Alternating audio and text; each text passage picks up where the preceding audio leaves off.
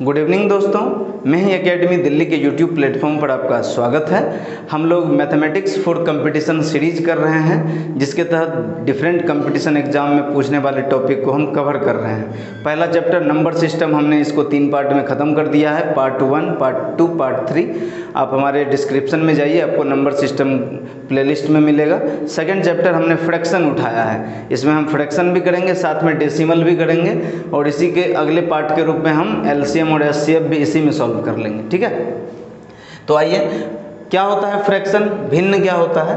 तो पूरी वस्तु को, कोई भी कंप्लीट थिंग है, कोई कंप्लीट ऑब्जेक्ट है, उसके किसी एक पार्ट को लिखना हो तो फ्रैक्शन के रूप में दिखाते हैं। समझ में आया आपको? टोटल के किसी एक पार्ट को बताना हो तो हम लोग फ्रैक्शन के रूप में दिखाते हैं, है ना। साधारणतया हम लोग बोलते हैं कि ऐसा नंबर जो बट्टे के रूप में हो या न्यूमरेटर अपॉन डिनोमिनेटर के फॉर्म में हो, उसको फ्रैक्शन बोलते हैं। तो फ्रैक्शन में क्या होगा, 2 चीज़ें होगी, नीचे में टोटल पार्ट और ऊपर में जो पार्ट हम लेंगे, पार्ट टेकन, है ना। जो भाग आप लेते हो उसको हम लोग न्यूमरेटर, और जो टोटल होता है उसको डिनोमिनेटर बोलते हैं। हिंदी में ऊपर वाले को अंश बोलते हैं, नीचे को हर बोलते हैं। ठीक है, मान लीजिए कि ये एक सर्कल है, इसको हमने इस तरह से 6 भागों में बांट दिया, 6 इक्वल पार्ट में डिवाइड कर दिया है। ठीक है, 6 इक्वल पार्ट में डिवाइड कर दिया, ये शेडेड पार्ट है। तो भिन्न के रूप में इस छायांकित भाग को कैसे लिखोगे आप? इस छायांकित भाग को, ये जो छाया है, ये जो छाया किया हुआ है, बाद बाकी तो खाली है, कैसे लिखोगे? तो मैंने क्या बताया कि जो फ्रैक्शन है, जो भिन्न है, वो अंश बटे हर के रूप में होता है। तो नीचे में टोटल बताइए कितना है, 1 2 3 4 5 6, टोटल कितना है? 6 भाग। उसमें से कितना भाग छायांकित है? केवल 1 भाग। तो आंसर इज 1/6। आप याद रखिए, नीचे में हमेशा टोटल होगा और ऊपर में वो भाग जो आप लेंगे। ठीक है, और देख लेते हैं कुछ इस तरह का। मान लीजिए ये फिगर बना हुआ है, इस तरह का, है ना।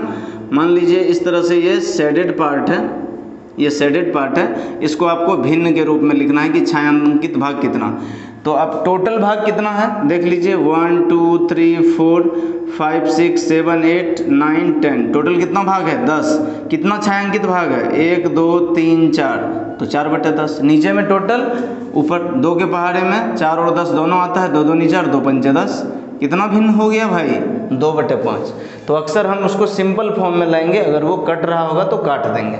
तो ये तो बेसिक भिन्न है, बेसिक फ्रैक्शन है, जो आप बचपन से पढ़ते आ रहे हैं। ठीक है, अब फ्रैक्शन के थोड़ा सा टाइप देख लेते हैं। साधारण भिन्न, या इसको सम भिन्न भी कहते हैं। प्रॉपर फ्रैक्शन क्या होता है? ऐसा फ्रैक्शन जिसका न्यूमरेटर डिनोमिनेटर से कम हो, अंश हर से कम हो। Numerator is less than that of denominator. Example देख लीजिए, 1/3, 5/7, 11/13, 15/17, ये सब कैसे भिन्न है? ये सब प्रॉपर फ्रैक्शन है, साधारण भिन्न है। क्यों? क्योंकि इसका जो ऊपर वाला अंश है वो हर से छोटा है। 1 3 से छोटा है, ऊपर वाला 5 7 से छोटा है, 11 13 से छोटा है। तो ये सब प्रॉपर फ्रैक्शन है। विषम भिन्न क्या होता है? ठीक इसका उल्टा, हर अंश से छोटा हो, हर अंश से छोटा हो, इसका ठीक उल्टा। तो ये हो जाएगा 5/2, 11/3, 17/13। देखिए क्या अंतर है दोनों में? इसमें डिनोमिनेटर बड़ा था तो साधारण भिन्न, इसमें विषम भिन्न या इम्प्रॉपर फ्रैक्शन में न्यूमरेटर बड़ा है, बस इसका ठीक उल्टा। तो डिनोमिनेटर बड़ा हो न्यूमरेटर से तो साधारण भिन्न या प्रॉपर फ्रैक्शन, और अगर न्यूमरेटर बड़ा हो डिनोमिनेटर से तो इम्प्रॉपर फ्रैक्शन। ठीक है, मिश्र भिन्न किसको कहते हैं? मिश्र भिन्न, इसका एग्जाम्पल देखिए, कुछ इस टाइप से लिखा रहता है। 10 इंटीजर 3/5, कुछ इस टाइप से। कैसे पढ़ते हो आप इसको देखिए, अगर केवल 3/4 होता तब तो ये प्रॉपर फ्रैक्शन हो जाता, लेकिन ये लिखा हुआ है 2, इसको कैसे पढ़ोगे आप, 2 इंटीजर 3/4। इसको तो हम 3/4 बोलते ही हैं, इसको बोलते हैं 2 इंटीजर 3/4, 2 पूर्णांक 3/4, 10 पूर्णांक 3/5। तो ये जो मिश्र भिन्न है इसको साधारण भिन्न में कैसे बदलेंगे, हम कैसे बदलेंगे, तो नीचे में कितना है, डिनोमिनेटर 4, तो नीचे में 4 लिख दीजिए, इन दोनों को मल्टीप्लाई करिए और इसको ऐड कर दीजिए, तो 4 दूना 8 और 8 में 3 जोड़ दीजिए तो 11/4 हो गया। इसको कैसे बदलोगे आप, नीचे में 5 है तो नीचे में 5 लिख दीजिए, इन दोनों को मल्टीप्लाई कीजिए और इसको ऐड कर दीजिए, तो 5 गुना 10 50, 50 में 3 जोड़ दीजिए 53। आया समझ में। तो इस तरह से हम मिश्र भिन्न को साधारण भिन्न में ब्रेक कर सकते हैं। व्युत्क्रम भिन्न क्या होता है, इन्वर्स, उल्टा कर देना। मान लीजिए 5/3 है तो व्युत्क्रम, तो इसका व्युत्क्रम या इन्वर्स फ्रैक्शन कितना होगा, ठीक इसका उल्टा। ये अंश बटे हर है तो इसका हर बटे अंश 3/5 हो जाएगा, ये व्युत्क्रम है, उल्टा कर देना।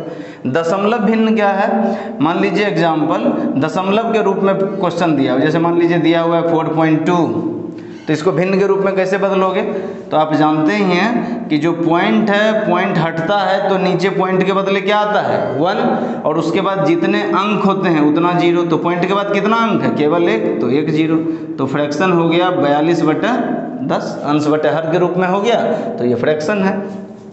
मान लीजिए क्वेश्चन है 0.03, इसको फ्रैक्शन में या भिन्न में कैसे बदलोगे आप, तो 0.03, पॉइंट हटेगा तो नीचे 1 आएगा और जितने अंक उतने 0, तो 2 अंक है तो 2 0, और 3 के पीछे 0 का कोई मतलब नहीं होता, तो ये हो गया 3/100।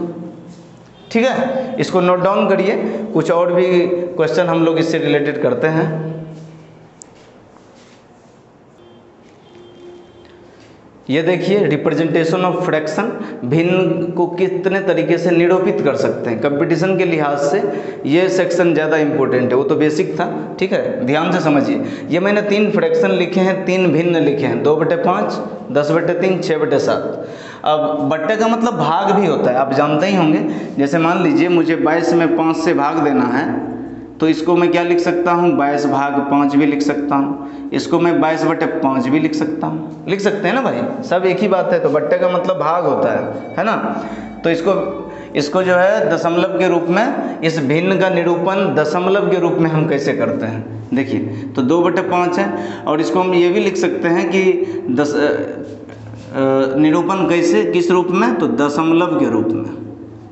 किसके रूप में, डेसिमल के रूप में। देखिए कैसे, 2 में 5 से भाग दीजिए, तो 2 है, इसमें 5 से भाग देंगे तो 0 पॉइंट लगाएंगे तो 0 आएगा, 5 चौका 20, तो आंसर कितना हो गया 0.4।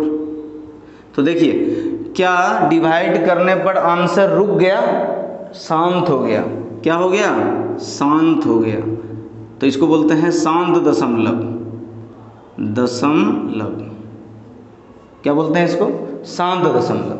ठीक है, 10/3, 10 में 3 से भाग दीजिए, देखिए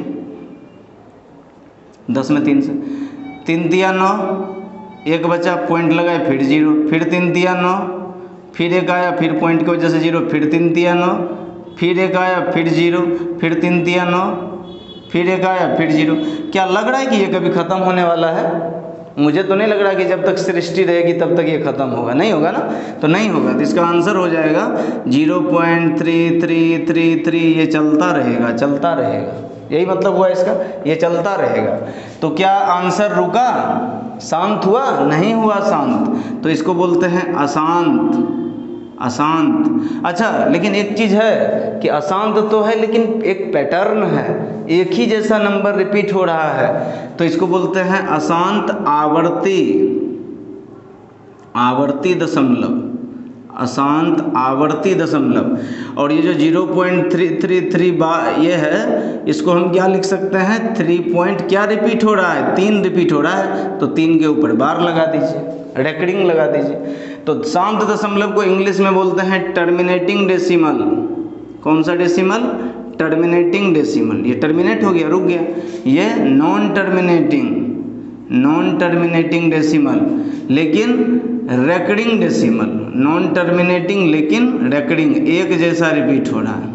आगे देखिए 6 में 7 से भाग दीजिए, 6 में 7 से भाग दीजिए, 0.0 आया 7 के टेबल में, 7 8 जा 56, 7 8 56, 4 आया, पॉइंट की वजह से 0 आया। बताइए 7 5 35, 5 आया, फिर 0 आएगा, 7 7 49, फिर 1 आया, फिर 0 आया, 7 एकम 7, फिर 3 आया, फिर 0, 7 चौका 28, फिर 2 आया, फिर 7 दूनी 14। तो ये लग रहा है ख़त्म होने वाला है, क्या मतलब हुआ, ये रुकने वाला है नहीं भाई, नहीं रुकने वाला है। तो इसका आंसर हुआ 0.857142। कितना करेंगे हम, क्या पता चला इससे आपको, इससे ये पता चला कि पॉइंट के बाद आंसर रुका नहीं रुका, तो इसका मतलब ये अशांत है। क्या है, अशांत है, नहीं रुका। क्या एक ही जैसा नंबर रिपीट हो रहा है जैसा यहाँ हो रहा था, नहीं है ना ऐसा, तो सेम नंबर रिपीट नहीं हो रहा है। तो अनावर्ती, अनावर्ती, अशांत अनावर्ती दशमलव, नॉन टर्मिनेटिंग, इंग्लिश में non terminating, non recurring, recurring नहीं है, एक ही जैसा रिपीट नहीं हो रहा है। समझ में आया आपको। तो दशमलव को इस तरह से जो भिन्न होगा, भिन्न को दशमलव में बदलेंगे तो 3 तरीके से बदल सकते हैं, शांत दशमलव, अशांत आवर्ती, अगर सेम रिपीट हो रहा है तो अशांत अनावर्ती। तो ये दोनों ज़्यादा इम्पोर्टेंट नहीं है हमारे लिए, ये रेकरिंग वाला ज़्यादा इम्पोर्टेंट, ठीक है, जिसको अशांत आवर्ती दशमलव बोलते हैं। क्या पढ़ेंगे इसको, 3.3 रेकरिंग। अब क्वेश्चन ये आता है कि ये क्वेश्चन देखो, हमने क्या किया, 10/3 को हमने 3.3 बार के फॉर्म में बदला है। तो क्वेश्चन आपसे पूछ लेगा कि 3.3 बार को साधारण भिन्न में बदलो, साधारण भिन्न के रूप में आप बदलेंगे इसको, तो कैसे बदलेंगे, तो कैसे बदलेंगे, तो x = 3.3 बार, ठीक है ना, 3.3 बार। इसको इस तरह के क्वेश्चन को बनाने का बहुत ही आसान तरीका है।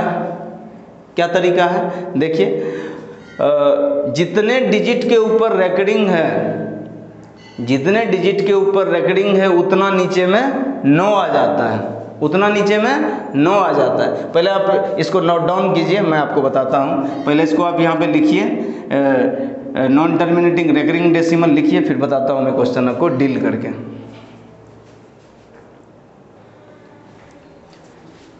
देखिए नोट डाउन कर लिया होगा आपने।